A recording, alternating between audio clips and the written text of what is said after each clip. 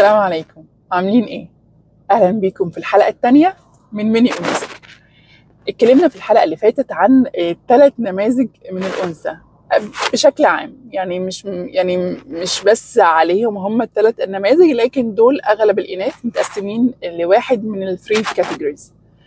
ان شاء الله هحط لكم لينك للحلقة في الديسكربشن عشان خاطر تتابعوها.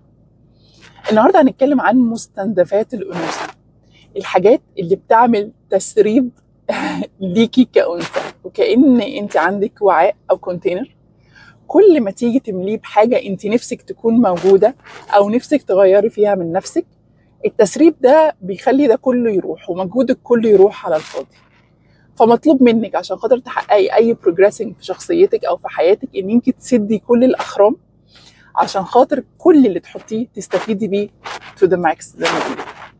طيب ايه الصفات اللي ممكن تكون سبب في التنفيس او التسريب او فقدك كتير من صفاتك الانثويه؟ هنقول كم حاجه، طبعا هي مش كل الحاجات بس هنقول كم حاجه نتكلم فيها دلوقتي. الصوت العالي، انوثه وصوت عالي يعني ما بيركبوش مع بعض. العصبيه، فكره اصلا اللي في قلبي على لساني، وانا كده دي من طيبه قلبي، ولسانك ده يتحول لكرباج بيكربج اللي قدامك، ده ملوش اي علاقه بانوثتك وملوش اي علاقه بطيبه قلبك، ودي مفهوم، ده مفهوم غلط جدا من التربيه، وهو الحقيقه في سوء في التربيه. عدم الحياء، مفيش انثى على المجره ما عندهاش حياء. مفيش انثى على المجره طول ما هي بتتكلم حتى في لسانها شتايم خارجه جدا، شتايم مؤذيه جدا، شتايم بيئه جدا. مفيش انثى على المجره لسانها طويل او ما عندهاش حياء او بتتكلم مع الناس كانها قاعده على المصطبه في حاره يعني او في قهوه. دي مش انثى، دي اي حاجه غير ان هي انثى. مفيش انثى على المجره ما عندهاش رحمه، تتعاملي معاها وانت خايفه من ردود افعالها لان انت عارفه ان هي عندها قسوه غير طبيعيه. الانوثه يعني حنيه واحتواء ونعومه كده.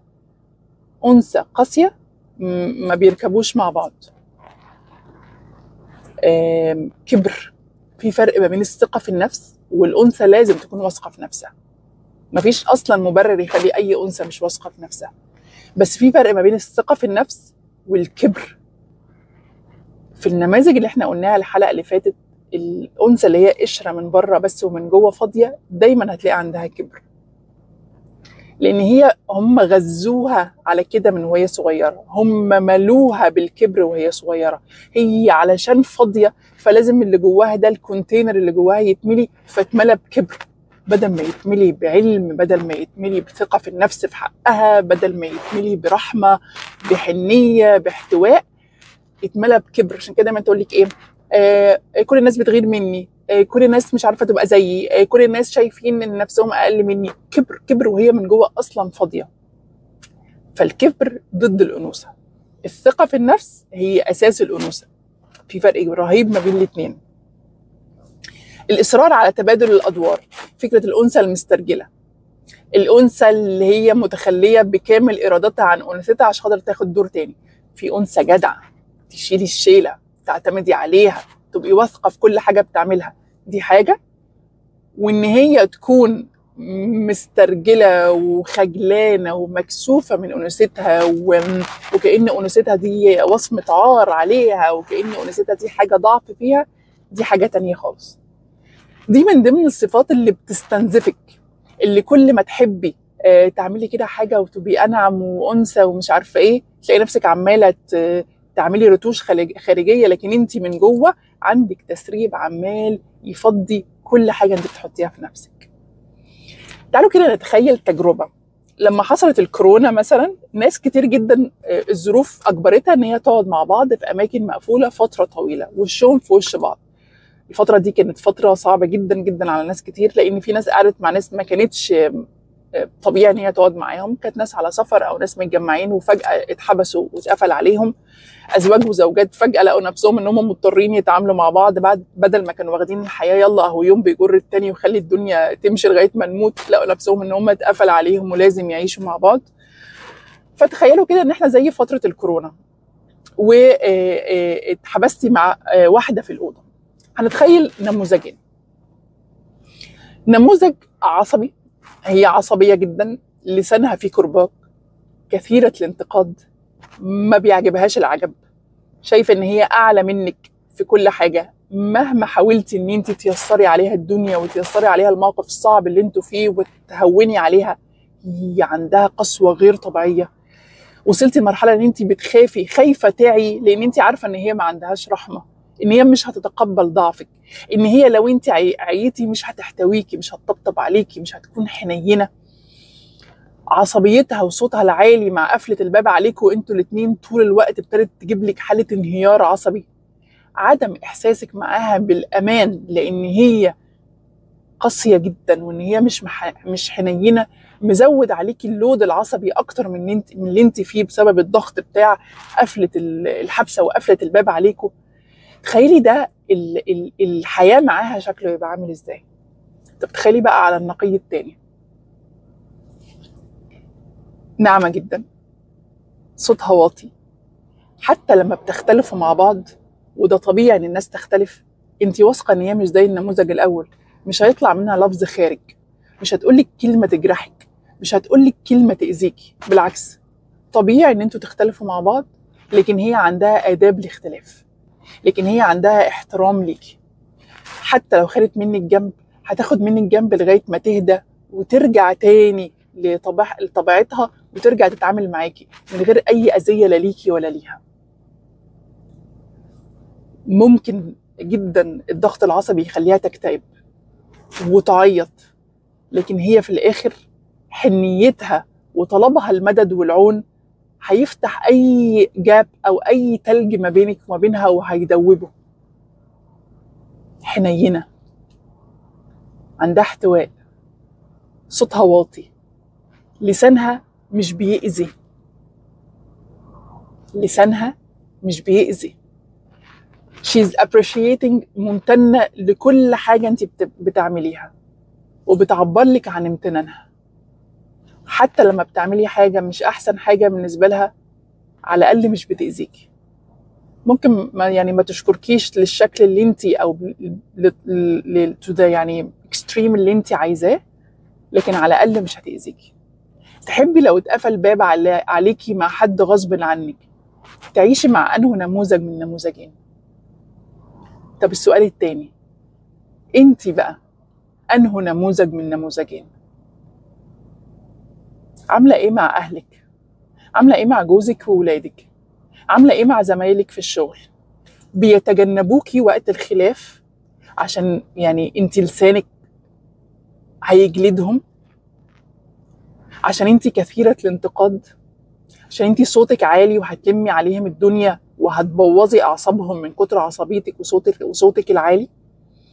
ولا حتى لو حصل خلاف عارفين ان انت أنثى، ما بيخافوش من الخلاف معاكي، يخافوا على زعلك عشان خاطر ما يأذوكيش، عشان ما يوجعوش قلبك، يخافوا على زعلك لان انت قدمتي كتير فيخافوا ان هم يجرحوكي، ما يتجنبوكيش لانه عارفين ان انت بنت اصول انثى. الانثى بنت اصول، عمرك ما هتأذيهم مهما اختلفتوا. حتى لو قررت ان انت تبعدي وتمشي وتسيبيهم ويكون اخر تعامل ما بينك وما بينهم، بس في الاخر انت مش هتأذي. عصبيتك مش مدمرة، عصبيتك مش هتقلب الترابيزة عليهم، عصبيتك مش توديهم في داهية. حتى وانت عصبية you can control yourself، تقدري انت تتحكمي في نفسك، مش بتتخلي عن أنوثتك وشايفة ان هي حالة ضعف ودايما في صراع وخلاف مع اللي قدامك، اللي هو اوعى تفتكرني ضعيفة، اوعى تفتكرني ست هتقدر تيجي عليا، اوعى. فتحسسي اللي قدامك دايما ان هو مشدود، وهو اصلا لا بيفكر في الموضوع ده ولا في دماغه ولا اي حاجة، انت اللي عمالة تفتحي له حاجات في دماغه وهو اصلا مش حاططها في حساباته. ويبص لك كده وانت عماله تتكلمي كده ويقعد يقول لك من جوه نفسه ان هي قد ايه هي مهزوزه، قد ايه هي ما عندهاش ثقه في نفسها، اصلها مسترجله عشان هي شايفه نفسها مش انثى. اللي قدامك بيفكر في كده على فكره، خلي بالكم جدا من النقطه دي. عدم حيائك. حتى لو قدامك قلش معاكي وفضل يتكلم معاكي وكده، بس من جواه بيبقى عارف كويس قوي ان اللي قدامه دي حد ما عندوش حياء، فبيبقى مش بيحترمك. في تركيا وفي وجود علمانيين كتير طبعا، يعني تركيا بلد علمانية معروف، يعني اشتغلت كتير جدا مع أتراك، منهم طبعا اللي ما بيقبلوش الحجاب ولا بيقبلوا أي حد ليه سمت إسلامي أو عربي، طبعا بيكرهوا العرب جدا. بس قابلت علمانيين محافظين، يعني هي يعني علماني لكن بيحب ربنا سبحانه وتعالى ومؤمن بيه وبيحب اي حاجه ليها علاقه بربنا، بس فاصل جدا العبادات والحاجات والتشريعات عن حياته اليوميه. هي دي مفهوم العلمانيه عنده. كتير جدا منهم بلاقي حفاوه في التعامل بشكل ازيد من اللي حواليا يعني. فاتكلمت كذا مره مع كذا حد فيهم من الرجاله عشان افهم يعني ايه يعني احساسهم ان انت اخترتي طريق معين، لين معين، اللي اسمه الالتزام، اسمه حجاب، ده انت حره زي ما انا حر، بس انا محترمك لان انت محترمه اللين اللي انت مختاراه، محترمه الطريق اللي انت مختاراه. عكس لما يلاقي واحده محجبه بس مش ملتزمه بحجابها، محجبه بس اخلاقها مش ولا بد، محجبه بس متباسطه بزياده مع الرجاله، مع ان ده بيحصل عادي مع مراته شخصيا عادي، ما هي مش محجبه خالص، ما هي بتتهزر مع الرجاله، ما هي ما بتصومش رمضان، ما هي بتشرب سجاير، بس هي مختاره كده وواضح في اختيارها. لكن النص نص ده يقول لك لا، كل واحد حر في اختياره، المهم لما يختار يحترم اختياره دهوت ويمشي عليه.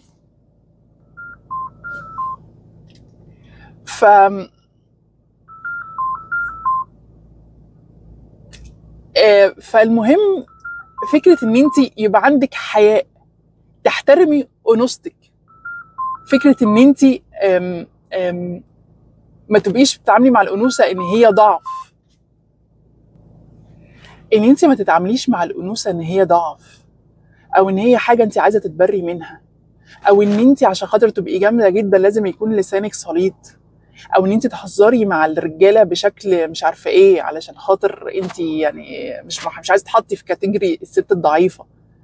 دي كلها حاجات مهمه جدا، دي كلها من اختياراتك انت، دي كلها من الحاجات اللي بتستنفذ انوثتك وبتخليكي لا انت محصله تكوني انثى ولا انت محصله تكوني راجل. انت عايزه تبقي ايه؟ انت اختيارك ايه؟ على حسب اختيارك، على حسب ما هتقدري تملي الوعاء اللي جواكي، تملي روحك وقلبك، تملي نفسك. انت لازم تختاري، وانت اللي لازم تملي نفسك وقلبك، روحك وعقلك، عشان تطلعي النموذج اللي تحبي تقدميه للناس، وقبلي تحبي انت شخصيا تكوني عليه. استنوني في حلقة جديدة في ميني أنوثة، وأسيبكم دلوقتي في رعاية الله. مع السلامة.